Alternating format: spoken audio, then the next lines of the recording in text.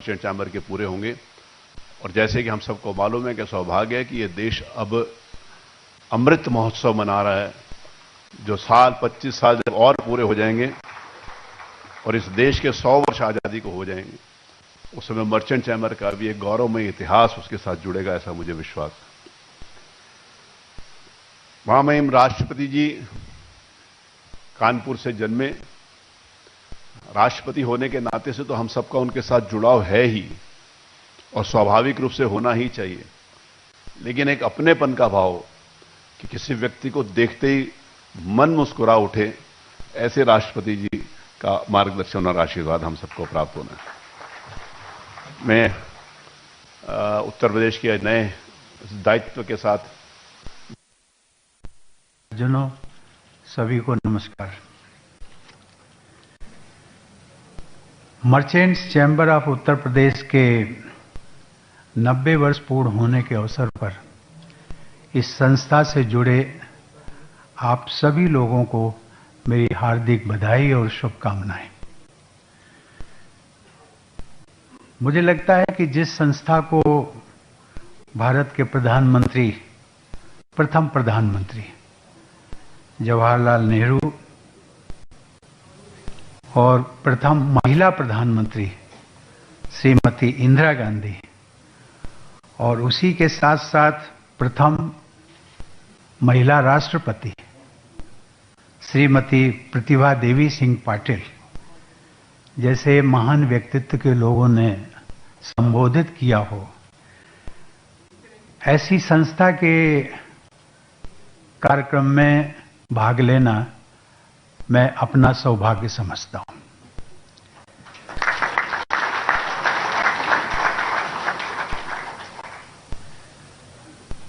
कुछ ही दिन पूर्व, लगभग 10 दिन पहले, प्रतिभा देवी सिंह पाटिल जी का नाम आया, इसलिए मैं एक संस्मरण आपके साथ साझा करना चाहूंगा। मैं पिछले जब से राष्ट्रपति बना कम से कम 4 या 5 बार वो पूना में रहती हैं, मेरा वहाँ जाना हुआ, वो मुझे मिली, उनके साथ चाय पान किया। पिछले पौने 5 वर्षों में इतनी बार उनसे फोन पे बात हुई, इतनी बार मिली, कभी भी मुझे किसी काम के लिए नहीं कहा। और अभी 1 महीने पहले उन्होंने एक ऐसा काम बताया, एक कार्यक्रम में भाग लेना था। बहुत प्रसिद्ध मंदिर है वहां पर, गणेश मंदिर, दत्तात्रेय भगवान के नाम से। उसमें उन्होंने कहा कि हमारी संस्था को 125 वर्ष पूरे हो रहे हैं और आयोजकों का आग्रह है कि इसमें राष्ट्रपति जी को ही आना चाहिए। तो उनका फोन आया और पत्र भी आया, उन्होंने कहा कि महामहिम मैं आपसे अनुरोध करती हूं। तो मैंने उनको कहा कि मैडम, आप समझती हैं, आप राष्ट्रपति रह चुकी हैं, आप जानती हैं कि 4.5 साल के बाद राष्ट्रपति की क्या स्थिति होती है। मानसिक रूप से नहीं, लेकिन काम की दृष्टि से। काम को समेटने के लिए हमें 6 महीने चाहिए और जो हमारे प्रोग्राम लगे हैं उसमें बहुत मुझे मुश्किल हो रही है। लेकिन आज आपने मुझे धर्म संकट में डाल दिया है कि आप मेरी पूर्ववर्ती प्रेडिसेसर हैं और आपने अभी तक कोई मुझे काम नहीं कहा। आज पहली बार आप कह रही हैं, तो मैं धर्म संकट में हूं, मैं आपको मना नहीं कर सकता और मैं आऊंगा। मैं गया, नाम इसमें आया इसलिए मुझे, लेकिन मैं ऐसी विभूतियों का आप सबको सानिध्य मिला, इसकी मुझे बड़ी प्रसन्नता है। कानपुर का होने के नाते स्वाभाविक है, वो बहुत सारी चीजों को मैं देखता हूं तो प्रसन्नता भी होती है, कभी कभी लगता भी है कुछ सुधार भी होना चाहिए। पिछले 90 वर्षों से merchants chamber of Uttar Pradesh उद्योग, व्यापार और वाणिज्य की प्रतिनिधि सभा के रूप में राज्य में औद्योगिकीकरण, व्यापार और उद्यमशीलता को बढ़ावा देता है।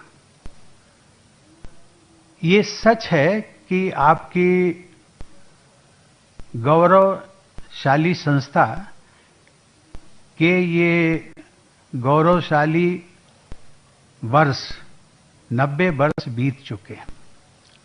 100 वर्ष पूरे होने में केवल 10 वर्ष बाकी है। ये संस्था व्यापार और उद्योग जगत तथा राज्य और देश की नीति निर्माताओं को आपसी समन्वय के लिए एक मंच प्रदान करती रही।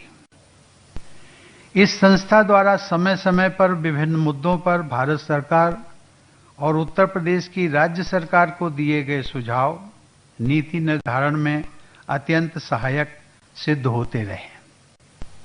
मैं उत्तर प्रदेश के आर्थिक विकास में योगदान देने के लिए merchant chamber of Uttar Pradesh के सभी वर्तमान और पूर्व पदाधिकारियों की सराहना करता हूं। और सचमुच में अगर देखा जाए, किसी समय कानपुर पूरे उत्तर प्रदेश की औद्योगिक नगरी कहलाता था, थी भी। यहां पर पूरे उत्तर प्रदेश को यदि आप सामने रखें तो कानपुर का नाम पहले आता था। आज वो स्थिति नहीं है, लेकिन पुनः मुझे लगता है कि शायद ये जिम्मेदारी अब आपकी संस्था पर ज्यादा आ गई है। उसको आपको रिस्टोर करने में क्या चाहिए, और मुझे लगता है कि जो पदाधिकारी हैं, सक्षम पदाधिकारी हैं आप सब लोग, वो जो स्वर्णिम इतिहास था कानपुर का औद्योगिक नगरी होने का, यदि उसको वापस आप ला सकें तो ये कानपुर के लिए शायद इतना ऐतिहासिक नहीं होगा जितना कि पूरे उत्तर प्रदेश के लिए होगा।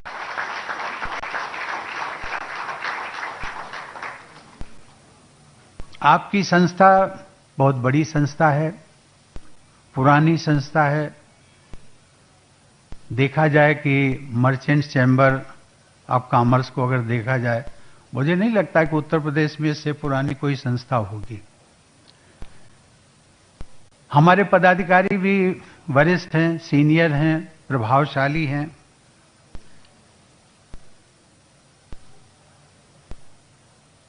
यहाँ की इसको मैं लाइटर मोड में ले रहा हूं, बहुत सीरियसली मत लेना। हमारी जो कुर्सियां रखी हैं वो भी बहुत भारी हैं। लेकिन कार्यक्रम में बाधा पड़ गई, नहीं पहुंच पाए।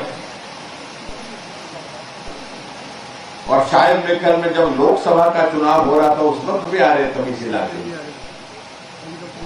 लेकिन वो जहाज ही नहीं उतरा। और उसके बाद दूसरा कार्यक्रम हमारा सरकारी कार्यक्रम यहां का बना था, तो उसमें मौसम खराब हुआ।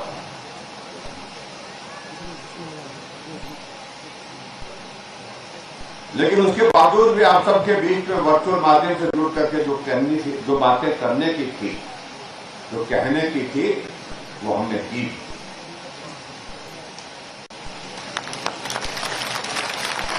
और मेरी लगातार इसी बात को लेकर के कहते थे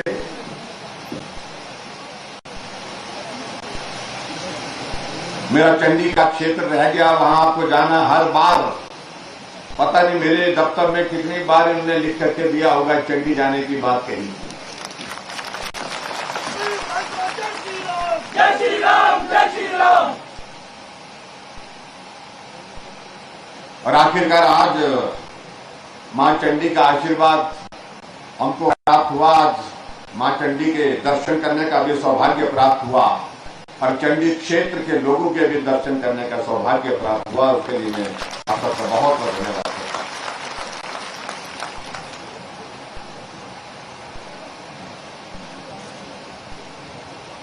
पहले तो हमको लगता था कि बद्दी एक ऐसा विधानसभा क्षेत्र है जो पूरा इंडस्ट्रियल एरिया है, और उसमें ग्रामीण क्षेत्र में मुझे लगता था पहले बहुत कम होगा। लेकिन जब मुझे पम्मी जी ने बताया कि बहुत बड़ा इलाका, लगभग 40% इलाका ऐसा है मेरे विधानसभा क्षेत्र का जो बहुत इंटीरियर है, गांव है, जो डिलिमिटेशन के बाद आपका ये इलाका शायद जुड़ा होगा। ये पहले से साथ।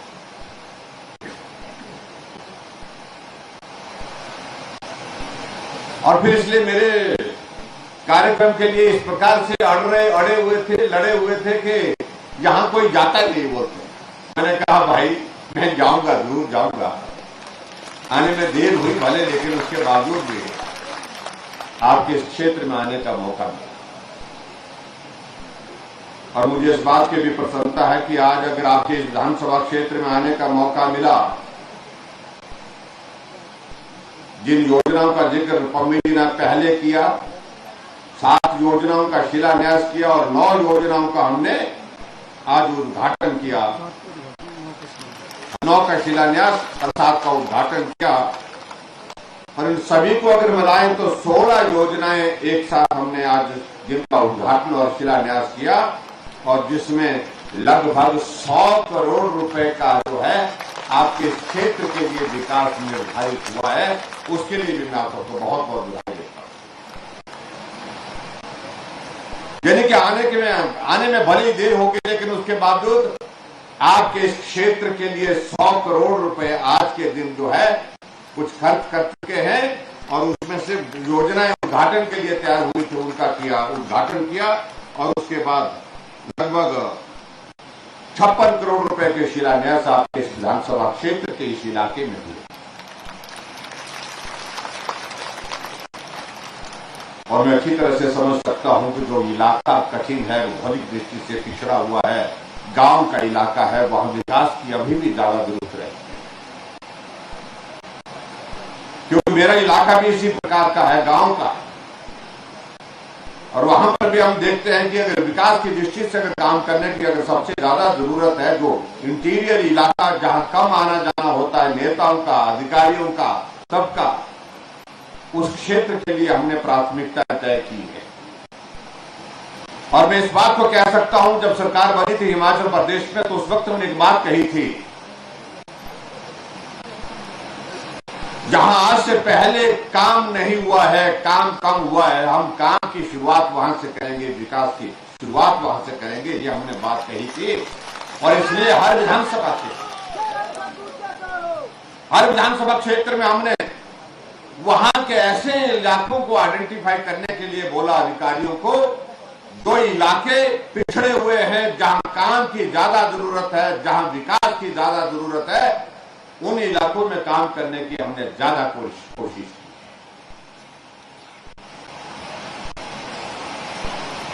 लेकिन इसका मतलब ये भी नहीं है कि तो आज हम चंबी आए तो हमने बद्दी में काम में कमी छोड़ी है।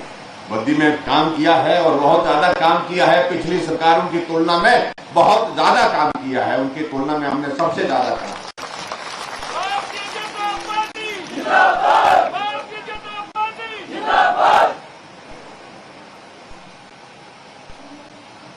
हर एक सरकार जब बनती है तो बनने के बाद अपना काम करने का तरीका तय करता है। हमारी सरकार ने सत्ता में आने के पश्चात सबसे पहले यही शुरुआत की। ये देवभूमि हिमाचल गांव में रहता है, देवी देवताओं के प्रति हमारी श्रद्धा है, आस्था है, और इसलिए देवभूमि के लोग भी देवतुल्य हैं। ऐसे में हमको काम की शुरुआत जो है इस प्रकार से करनी चाहिए जिससे किसी की भावनाएं आहत ना हो।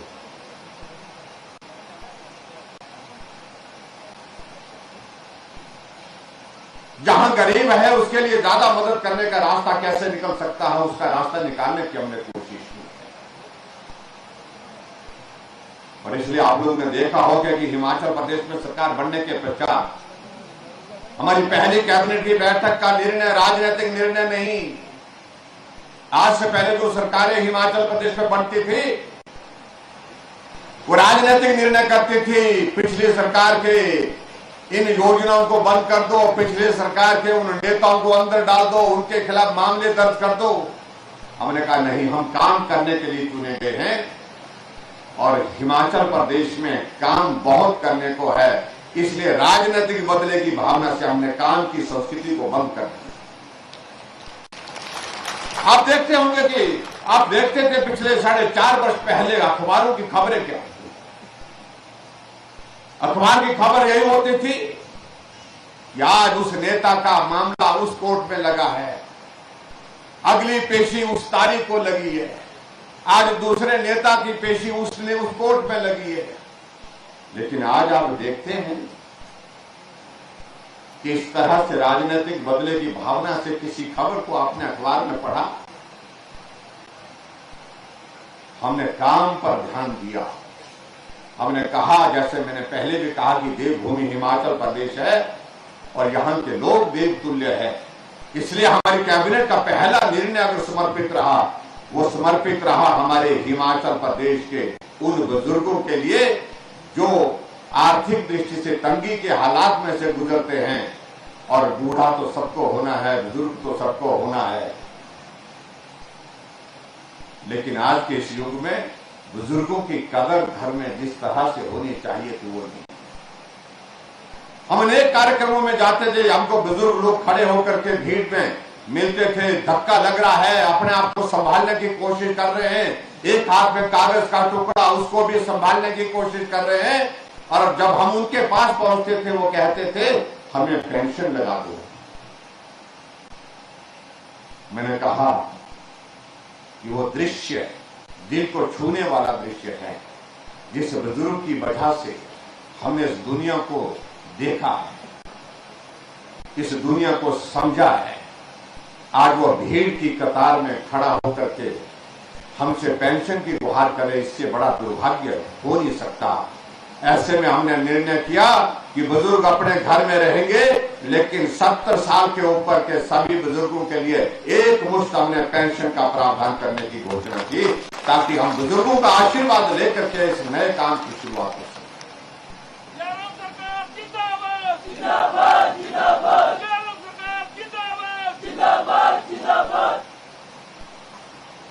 कांग्रेस के जमाने के कांग्रेस के लोग कहते हैं कि पेंशन तो हम भी देते थे। मैंने कहा कब देते थे? बोलते हम थोड़ा सा बाद में देते थे। बाद में मतलब कब देते थे?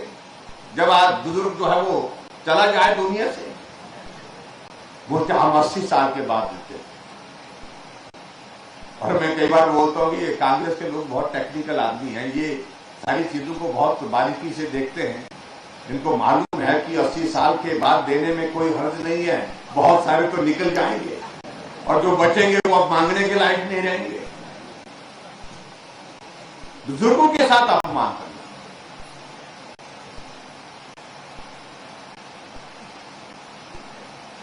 और अभी के बजट में हमने ये तय किया कि 70 साल नहीं, 70 साल के बाद तो पेंशन का प्रावधान हमने कर ही दिया। हमने कहा 70 नहीं, 60 साल के ऊपर सभी बुजुर्गों के लिए पेंशन का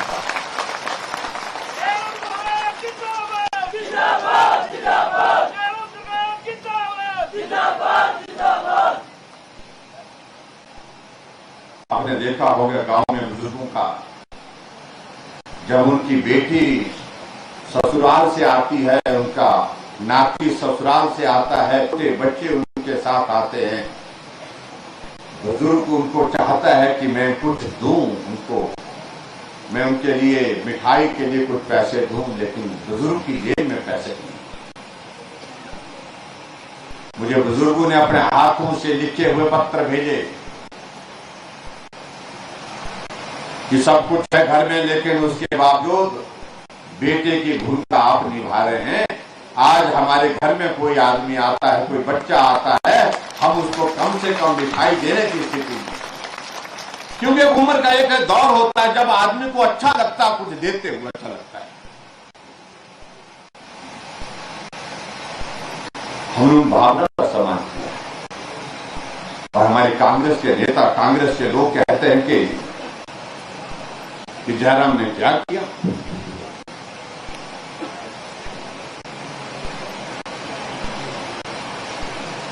और इससे आगे बढ़कर के एक नहीं अनेक निर्णय हमने हट करके किए। कोई आदमी अगर बीमार हो जाता है, उस बीमार आदमी के इलाज के लिए अगर उसके पास पैसे नहीं है तो उसकी जिंदगी चीख पुकार के बीच में खत्म हो जाती थी, क्योंकि वो इलाज करने की स्थिति में नहीं, क्योंकि इलाज पर ज्यादा खर्चा है। और कुछ जगह हमने ऐसे भी देखे परिवार के लोग, जहां परिवार के लोगों ने उसको बचाने के लिए कोशिश की, जमीन गिरवी रख दिया, घर गिरवी रख दिया, रिश्तेदारों से सहयोग मांग करके, मदद मांग करके ऋण ले लिया, लेकिन फिर भी उसकी जिंदगी नहीं बच पाई। फिर हमारे पास आते हुए हमको मिलते हैं उन लोग कि इलाज के लिए हमने इतना खर्च कर दिया, घर गिरवी हो गया, जमीन गिरवी हो गई। कुछ लोग कहते हैं कि हमने बुजुर्गों के इलाज के लिए इतना पैसा हमने लोन में ले लिया अपने रिश्तेदारों से, अब ये वापस करने की हमारी सामर्थ्य नहीं है। जब ये परिस्थिति मैंने एक बार नहीं अनेक बार समझी, देखी, मैंने अधिकारियों के साथ बातचीत की, मैंने कहा क्या हमारे पास, सरकार के पास ऐसा प्रावधान नहीं है? कोई गरीब आदमी को बीमारी लग जाए और उसका इलाज महंगा हो और उसके लिए हम सरकार की ओर से क्या मदद कर सकते हैं? अधिकारियों ने कहा कि कुछ मदद नहीं कर सकते हैं, कोई भी स्कीम ऐसी नहीं है। और जो 50-50 साल सत्ता में रहे, कई लोग कहते हैं 5 बार रहे मुख्यमंत्री, 6 बार रहे मुख्यमंत्री, मैं उनके बारे में कोई टिप्पणी नहीं करना चाहता हूं। न जाने क्यों उनको इस बात का ख्याल नहीं आया कि बीमारी किसी आदमी को पूछ करके नहीं आती है। अमीर आदमी को अलग से बीमारी आएगी, गरीब को अलग से आएगी, ऐसा तो होता नहीं है। बीमारी तो किसी को भी लग सकती है, कोई सी बीमारी लग सकती है। अमीर आदमी को होगी तो उसकी सामर्थ्य होगी, वो इलाज बड़े हॉस्पिटल में कर सकता है, लेकिन गरीब आदमी तो इलाज करने की परिस्थिति में नहीं हो पाता। हमने ऐसे लोगों को भी देखा कि हॉस्पिटल से मरीज अभी ठीक नहीं है, लेकिन उसके बावजूद हॉस्पिटल से लेकर के घर चले गए, क्योंकि इलाज करने के लिए पैसे नहीं। और कई बार तो बुजुर्ग, कई बार वो आदमी को बीमार होता है तो अपने आप ही कह देता है घर वालों को, मुझे घर ले चलिए, मैंने ठीक तो होना नहीं, तो आप लोग अपने आप को कर्ज में क्यों डुबो जाते? और ऐसे हालात में हमने विचार किया, हमने कहा कि पुण्य का कार्य जरूर करना चाहिए। जहां आदरणीय प्रधानमंत्री नरेंद्र भाई मोदी जी ने आयुष्मान भारत की शुरुआत पूरे देश के लिए की, गरीब आदमी के इलाज के लिए 5 लाख रुपए का हेल्थ कवर का इंतजाम किया, और हिमाचल प्रदेश में भी हमारे काफी लोग उसमें कवर हुए, लेकिन सारे लोग कवर करने के लिए हमारी मन की इच्छा थी, कुछ लोग छूट रहे थे, और हमने हिमाचल प्रदेश में तय किया जो आयुष्मान भारत के अंतर्गत कवर हो रहे हैं उनका इलाज नरेंद्र भाई मोदी जी जो है वो स्वास्थ्य की सेवाएं दे करके इस आयुष्मान भारत के माध्यम से करेंगे ही, लेकिन जो बचे होंगे इसके अलावा उनका इलाज का जिम्मा हम लेते हैं। और हिमकेयर की शुरुआत हमने हिमाचल प्रदेश में, आज तक 2.5 लाख से ज्यादा गरीब लोगों का इलाज हमने मुफ्त में उनको ठीक करके इलाज करने के बाद उनको घर देखा। लंबे समय तक वो बाकी रही, संवेदनाओं की कोई जगह नहीं थी, भावनाओं की कोई जगह नहीं थी, किसी का दर्द अपना दर्द महसूस नहीं होता था, किसी का दर्द है तो वो ही महसूस करे, इस भाव के साथ सरकार चलती रही। ये अंतर है जिस अंतर को समझने और समझाने की आवश्यकता है। और आगे बढ़कर के हमने और भी निर्णय लिया। हमने ऐसे देखे, कई बार हमने ऐसे लोग भी देखे जो किसी बीमारी के शिकार हो गए, जिंदगी भर उस बीमारी का इलाज चलेगा, लेकिन वो आदमी बिस्तर पर रहेगा, चल नहीं सकेगा, ऐसी बीमारी लग गई। किसी को ब्रेन हेमरेज हो गया, किसी की किडनी फेल हो गई, किसी को कैंसर हो गया, किसी का एक्सीडेंट हो गया, जिंदा है, बिस्तर पर है। अगर पानी का गिलास भी लाना, उसको आवाज लगा करके बुलाना पड़ता है। और ब्रेन हेमरेज के मरीज तो ऐसे होते हैं वो आवाज भी नहीं लगा सकते, बेसुध और पड़े होते हैं वो बिस्तर पर। हमने कहा ऐसे लोगों के लिए कुछ हट करके करना चाहिए। हमने हिमाचल प्रदेश में सहारा योजना की शुरुआत की, मुख्यमंत्री सहारा योजना। ऐसे लोगों को हमने पूरे हिमाचल प्रदेश में हर गांव से, हर घर से ढूंढा। लगभग 20,000 लोग हिमाचल प्रदेश में ऐसे हैं जो जिंदा हैं, जिंदगी भर अपना काम नहीं कर सकेंगे क्योंकि बीमारी ऐसी है। और उन लोगों के लिए एक नई योजना की शुरुआत की जिसका नाम हमने मुख्यमंत्री सहारा योजना रखा। ऐसे 20,000 लोगों के खाते में हर महीने के 3,000 रुपए हम मदद के रूप में डाल रहे हैं। इसे संवेदना कहते हैं, इसे सरकार की भावना कहते हैं।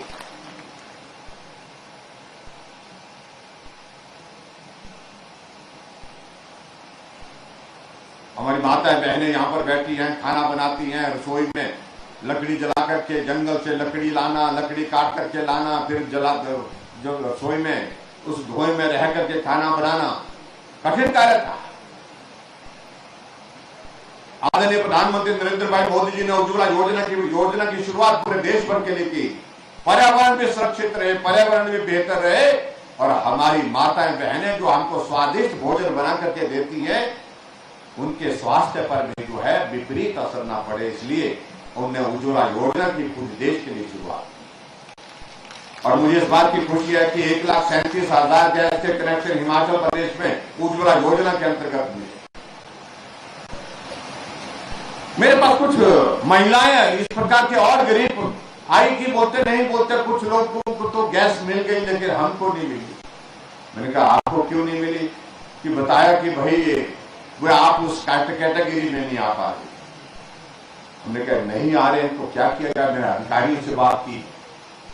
मैंने कहा जो लोग उज्ज्वला योजना की उस कैटेगरी में नहीं आ पा रहे हैं, उनके लिए हम अगर गैस देना चाहें तो कैसे करें? बोले कि साहब बहुत महंगा काम है। मैंने कहा बताओ तो सही, अगर करना हो तो कैसे? उन्होंने कहा कि केंद्र सरकार ने तो उज्ज्वला योजना के अंतर्गत जो देना तो वो दे दिया, लेकिन इसके लिए पूरा का पूरा पैसा प्रदेश सरकार को वहन करना पड़ेगा, खर्च करना पड़ेगा। मैंने कहा कितने के लोग होंगे ऐसे? कहा कि 1 लाख के करीब ऐसे लोग, ऐसे घर होंगे जिनको हमको अपनी गैस देनी पड़ेगी।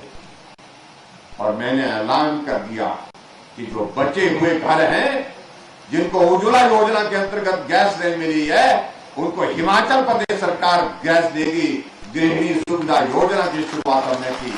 और आज मुझे इस बात की खुशी है कि उस वक्त कहा गया था कि 1 लाख लोग होंगे, लेकिन मैं अभी तक हिमाचल प्रदेश में 3,31,000 गैस के कनेक्शन गृहिणी सुविधा योजना के अंतर्गत दे चुका। हिमाचल पूरे देश में पहला राज्य है जहां पर एक भी घर गैस के चूल्हे के बिना नहीं। और ये उन अंतर को समझाने की जरूरत है। कई मित्र जो कहते हैं और आगे लोग कहते हैं कि चूल्हा तो मिला लेकिन गैस तो नहीं मिली, तो गैस तो बहुत महंगी हो गई। हमने कहा गैस महंगी है, लेकिन उसके बावजूद अभी आदरणीय प्रधानमंत्री जी ने उज्ज्वला योजना में 200 रुपए की सब्सिडी देने का ऐलान किया गैस के 1 सिलेंडर पर। और इसके साथ में आगे बढ़ करके भी हमने भी तय किया प्रदेश सरकार की ओर से, हम भी 2 सिलेंडर गैस देंगे उन गरीब परिवारों को।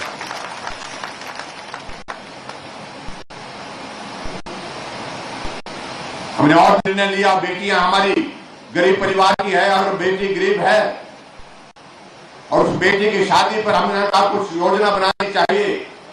जब बेटी अपने मां बाप का घर छोड़ के दूसरे घर में जाती है तो हमने तय किया जो बीपीएल परिवार की बेटी किसी भी जाति की होगी, जिस दिन उस बेटी की शादी होगी तो हमने शगुन योजना शुरू की। और शगुन योजना के अंतर्गत हम 31,000 रुपए उस बेटी के खाते में डाले।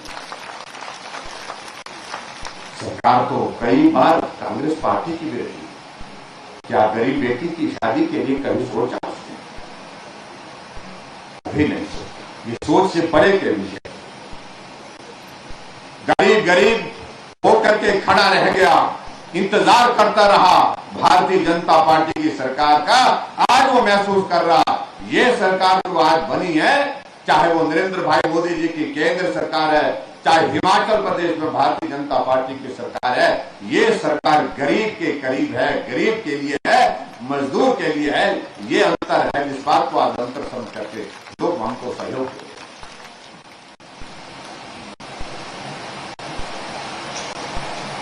हमने और भी कुछ बातों का जिक्र किया। हमने कहा महिला सशक्तिकरण की दृष्टि से सेल्फ हेल्प ग्रुप बहुत सारी जगह हमने देखा कि बनाकर तैयार किए हैं और जहां भी हम जाते हैं वहां हम देखे हम बहुत सारे सेल्फ हेल्प ग्रुप के माध्यम से महिलाओं ने बहुत बेहतरीन चीजें तैयार की है, प्रोडक्ट तैयार किए हैं जिनकी मार्केटिंग बहुत बेहतर ढंग से होगी। और हमने तय किया कि सेल्फ हेल्प ग्रुप के लिए 25,000 रिवॉल्विंग फंड देंगे हमने ये भी तय किया कि अगर लोन लेना चाहते हैं सेल्फ हेल्प ग्रुप, उनके लिए 4% पर लोन देंगे और उसके कारण महिला सशक्तिकरण की दृष्टि से हम आगे बेहतर काम कर सकते हैं।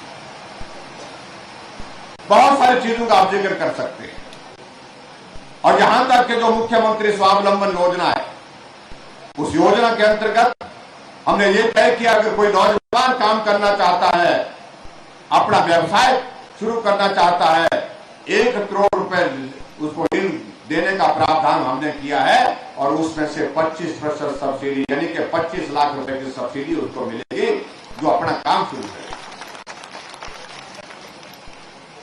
लंबे समय तक सरकारें रही, लेकिन कभी भी इन सारी चीजों को लेकर के कभी सोचने की बात नहीं। और उसमें हमने आगे बढ़कर के यह भी तय किया कि अगर बेटी शुरू करेगी, कोई बेटो शुरू करेगी, उनके लिए 25% सब्सिडी नहीं 35% सब्सिडी देंगे, यानी कि 1 करोड़ का लोन लेंगे तो अपने कारोबार के लिए 35 लाख रुपए को सब्सिडी के रूप में देंगे। और बहुत हजारों की संख्या में नौजवान, हजारों की संख्या हमारी बेटियां इसमें आगे बढ़कर के काम करने के लिए। अभी हमने और निर्णय लिए हैं। जिस दिन हिमाचल दिवस था, हिमाचल दिवस के अवसर पर हमने हिमाचल प्रदेश में कुछ और निर्णय लिए। हमने निर्णय लिया कि हमारी माताएं बहनें अब आप घर का हिस्सा नहीं है, वो सब काम के लिए जाती हैं, बाजार में सामान के लिए जाती हैं, दफ्तरों में नौकरी के लिए जाती हैं, प्राइवेट सेक्टर में काम करने के लिए जाती हैं। जब महिलाओं की संख्या हमारी जनसंख्या का आधा हिस्सा है, यानी कि 50% है, वैसे में हमने एक और विचार किया, क्यों ना हम ऐसा सोचें कि जुलाई महीने के पश्चात महिलाओं का आने जाने का बसों में किराया भी आधा कर दिया जाए। आधा किराया कर दिया, हमने घोषणा कर दी। और कांग्रेस के नेताओं ने भाषण दिए, कहा कि मुफ्तखोर बना दिया। और हम उनको ये कहना चाहते हैं कि अगर तुमको लग रहा है कि नहीं करना है तो तुम पूरा किराया दे दो, लेकिन माता बहनों के लिए अगर हमने इस प्रकार से सोचा कि उनको राहत देनी चाहिए, मदद करनी चाहिए, उसमें क्या बुरा है। और कई बार तो मैं इस बात को लेकर के मजाक में कह रहा था कि कई जगह तो हमारे पुरुष जो है बहुत नाराज हो गए हमसे, कहने लगे कि महिलाओं के लिए आप सब कर रहे हैं, हमारे लिए तो कुछ नहीं किया। किराए बोलते आपने आधा कर दिया, हमने क्या बिगाड़ा था बोलते आप। और यहां पर भी सोच रहे होंगे, ऐसा सोच रहे होंगे, बोल नहीं पा रहे हैं क्योंकि ये देख रहे हैं कि भाई यहां बोलेंगे तो नुकसान होगा। आखिरकार आदमी ने घर भी तो